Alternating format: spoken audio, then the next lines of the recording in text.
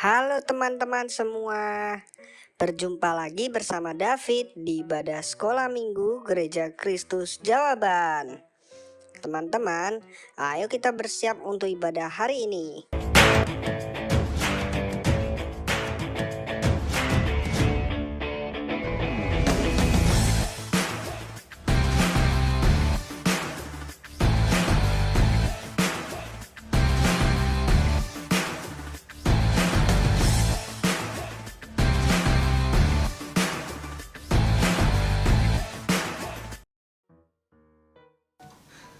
Kak Indri dari mana? Kak Indri habis lihat peperangan tadi, Kak. Sabar-sabar dulu, Kak. Tarik nafas, tenang dulu ya. Kita belum terlambat kok. Ngomong-ngomong, siapa yang perang tadi, Kak? Kak Indri juga kepo nih, Kak. Pengen tahu tentang peperangan tadi. Tapi Kak Indri nggak tahu ya. Nggak tahu tuh, Kalau Kak. gitu kita memuji Tuhan dulu ya, Kak. Wah, asik tuh. Kalau begitu, adik-adik di rumah, semuanya kita bangkit berdiri. Kita memuji Tuhan yang semangat ya. Musik!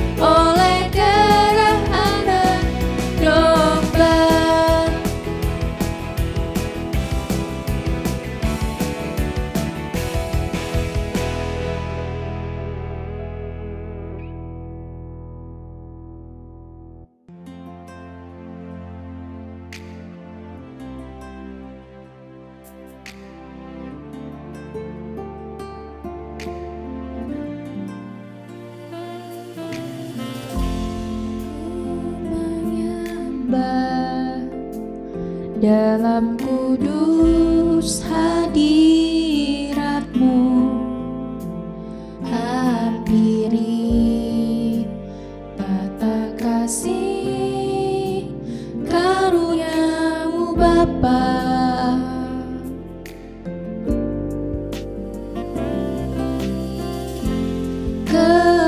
Kekuatanku hanya dalam hadirat-Mu, Yesusku.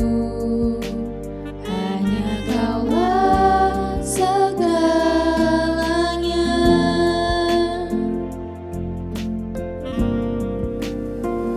Ku yakin Kau hadir di sini. Ku rasakan kuasa yang tak terbatas. Ku yakin Kau nyata di sini. Kemenangan terjadi di sini.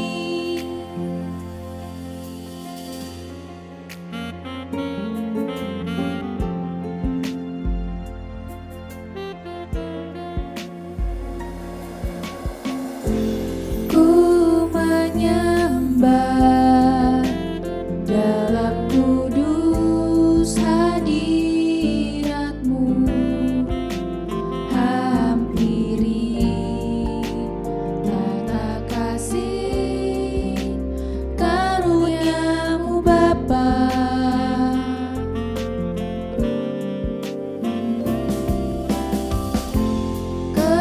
Kekuatanku hanya dalam hadirat-Mu, Yesusku.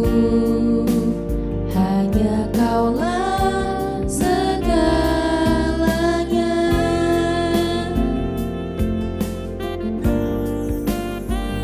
Ku yakin Kau hadir di sini.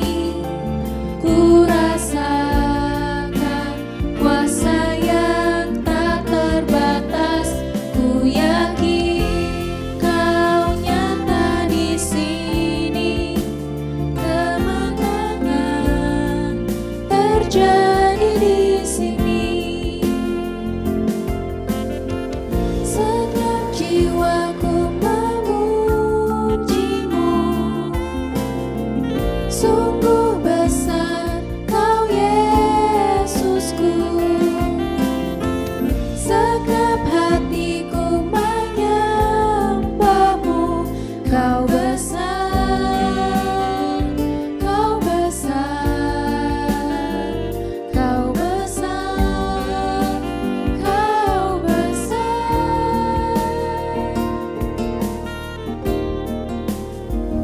Ku yakin Kau hadir di sini. Ku rasakan kuasa yang tak terbatas. Ku yakin Kau nyata di sini. Kemenangan terjadi di sini. Ku yakin Kau hadir di sini.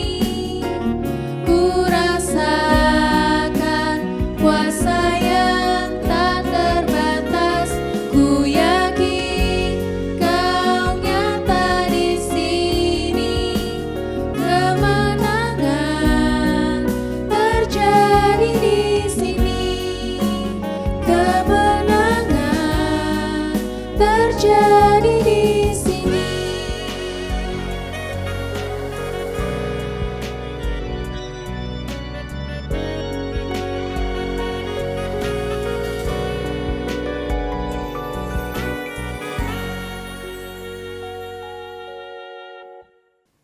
Mari adik-adik lipat tangannya, tutup matanya, Kak Pauline akan pimpin dalam doa.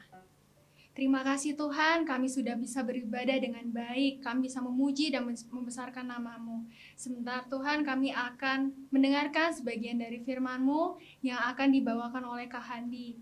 Dan biarlah Tuhan kami bisa duduk diam mendengarkan firman-Mu dan mengerti akan firman-Mu. Terima kasih Tuhan, jika masih ada roh jahat yang ingin mengganggu kami dengan cara atau bentuk apapun, kami memanggil nama-Mu yang berkuasa, hanya di dalam nama Tuhan Yesus Kristus yang hancurkan, dipatahkan, diusirkan keluar. Terima kasih ya Tuhan, kami serahkan jam-jam ke depan dalam tangan-Mu. Hanya di dalam nama Tuhan Yesus, haleluya, amin. Kak Pauline, kita tanya Kak Handi yuk. Siapa tahu Kak Handi tahu tentang peperangan tadi. Ayo kita tanya Kak Handi ya. Adik-adik di rumah kita panggil Kak Handi ya dengan suara yang keras. 1, 2, 3. Kak Handi. Shalom adik-adik di rumah. Gimana kabarnya di rumah? Pasti sehat, luar biasa. Yes, yes, yes. Nah adik-adik, sekarang saatnya kita mendengarkan firman Tuhan. Silakan. Shalom adik-adik. Berjumpa lagi dengan Kak Handi. Hari ini kita mau belajar firman mengenai Raja Ahab yang kalah dalam perang. Di mana firman Tuhan hari ini itu ada di dalam 1 Raja-Raja 16 ayat 23 sampai 33 dan 2 Tawarik 17, 18, 19 ayat 1 sampai 3. Nah adik-adik, Kak Handi mau ngenalin nih. Yang pertama ini namanya Raja Ahab. Dia memerintah atas kota Samaria. Dia ini adalah raja atas kerajaan Israel loh. Dia punya istri, di mana istrinya ini adalah orang Kanaan, orang yang menyembah kepada Allah yang bukan Tuhan.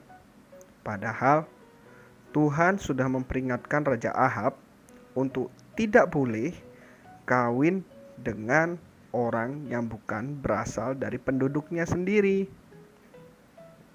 Nah, kalau yang ini gimana adik-adik? Kelihatannya benar. Dia adalah Raja Yosafat. Dia memerintah atas kerajaan Yehuda. Dia hidup takut akan Tuhan dan ia selalu mencari Tuhan terlebih dahulu. Suatu saat Raja Yosafat ini berkunjung pada Raja Ahab. Dan Raja Ahab ini bercerita, Raja Yosafat, sebenarnya kota Ramot Gilead itu adalah kota kita yang sekarang itu dirampas oleh orang Syria. Nah gini, kamu mau ndak ikut nemenin aku nih ke Ramot Gilead untuk merebut kembali kota itu? Akhirnya Yosafat pun berkata, oke, aku mau ikut. Tetapi kumpulkan dulu nabi-nabimu. Kita akan bertanya dulu kepada Tuhan. Akhirnya dikumpulkanlah oleh Raja Ahab nabi-nabi yang berjumlah 400 orang. Semuanya itu berkata kepada Raja Ahab dan Raja Yosafat, majulah, Tuhan akan memberi kemenangan. Majulah, Tuhan akan menyerahkan kota itu ke dalam tangan raja dan yang lainnya. Semua berkata tentang yang baik-baik adik-adik. Tidak ada satu nabi pun yang berkata tentang hal yang akan mencelakakan kedua raja tersebut. Tetapi Raja Yosafat di dalam hatinya itu masih ada pertanyaan. Akhirnya dia berkatalah kepada Raja Ahab, hai Raja Ahab, adakah nabimu yang benar di hadapan Tuhan di tempat ini? Lalu berkata Raja Ahab, sebenarnya ada satu, tapi dia itu selalu berkata hal-hal yang tidak baik, yang tidak menyenangkan hatiku. Akhirnya berkata Raja Yosafat, baiklah, kalau begitu panggil dia. Akhirnya Raja Ahab memerintahkan satu orang untuk memanggil yang namanya Nabi Mika. Setelah utusan daripada Raja Ahab itu bertemu dengan Nabi Mika, berkatalah dia, hai Nabi Mika, ke-400 nabi yang sudah diutus oleh Raja Ahab itu berkata yang baik. Kamu pun juga harus berkata yang baik tentang apa yang akan dilakukan oleh Raja Ahab dan Raja Yosafat di dalam peperangan. Tetapi Nabi Mika berkata, aku akan berkata sesuai dengan kehendak Tuhan. Lalu datanglah Nabi Mika ke sana. Dan bertanyalah Raja Ahab, "Nabi Mika, apakah kita diperbolehkan untuk maju perang ke Ramot Gilead atau tidak?" Dijawablah oleh Nabi Mika, "Ya rajaku, engkau pasti akan mengalami kemenangan. Tetapi itu bukan berasal daripada Tuhan. Sebab Tuhan akan membuat engkau mati di sana." Maka marahlah Raja Ahab itu kepada Nabi Mika dan berkata kepada Raja Yosafat, "Tuh kan benar apa yang aku katakan. Ia selalu mengatakan yang tidak baik. Ia itu selalu mengutuk. Dia tidak pernah memberkati aku." Akhirnya karena bersikeras Raja Ahab ini, majulah Raja Ahab dan Raja Yosafat untuk berperang ke Ramot Gilead. Saat mau maju ke dalam peperangan, Raja Ahab itu berkata kepada Raja Yosafat, "Kamu pakailah semua baju, perlengkapan, dan juga jubah kebesaranmu. Tetapi aku akan menyamar di tengah-tengah prajurit."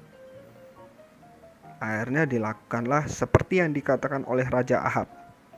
Raja Yosafat pun masuk ke dalam peperangan dengan menggunakan jubah kebesarannya dan juga dengan keretanya yang hebat.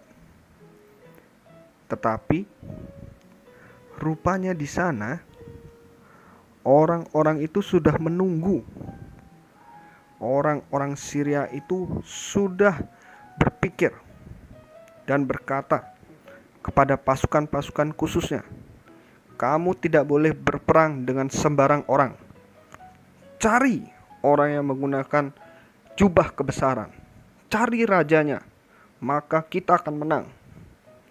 Saat dilihat oleh orang-orang Syria, Raja Yosafat itu menggunakan jubah kebesarannya, maka dikejarlah Raja Yosafat. Tetapi karena Raja Yosafat berkata dalam hatinya dan berdoa kepada Tuhan, "Tuhan, tolong aku." Saat dilihat oleh orang-orang Syria itu, mereka berkata, "Ini bukan Raja Israel, mundur." Akhirnya para orang-orang Syria itu mundur daripada kereta Raja Yosafat. Tetapi adik-adik, ada satu orang dari orang-orang Syria itu yang memanah dengan sembarangan dan melukai Raja Ahab. Dan berkatalah Raja Ahab kepada penunggangnya, "Putar balik, aku sudah terluka." Tetapi karena hebatnya pertempuran itu, maka Raja Ahab tidak bisa keluar dari peperangan itu dan meninggallah ia di sana. Berkat pertolongan Tuhan, Raja Yosafat pun pulang dengan selamat ke dalam kerajaannya. Tetapi Tuhan dengan perantara nabinya menegur Raja Yosafat itu.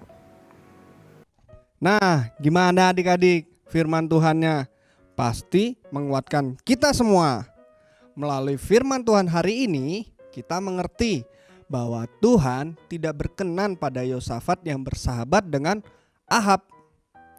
Nah, selain itu, firman Tuhan hari ini mengajarkan kita bahwa kita harus waspada terhadap situasi di mana teman kita membujuk untuk melakukan yang salah. Itu enggak boleh ya. Dan juga lagi satu, Tuhan ingin kita membangun persahabatan dengan kawan-kawan yang setia kepada Tuhan. Biarlah firman Tuhan hari ini boleh memberkati adik-adik di rumah. Tuhan Yesus memberkati. Kak Pauline, akhirnya melalui firman Tuhan tadi kita tahu bahwa peperangan tadi adalah peperangan Raja Ahab dan Raja Yosafat melawan Ramot Gilead.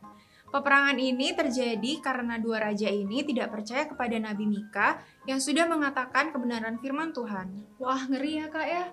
Dua raja ini malah percaya dengan nabi-nabi palsu.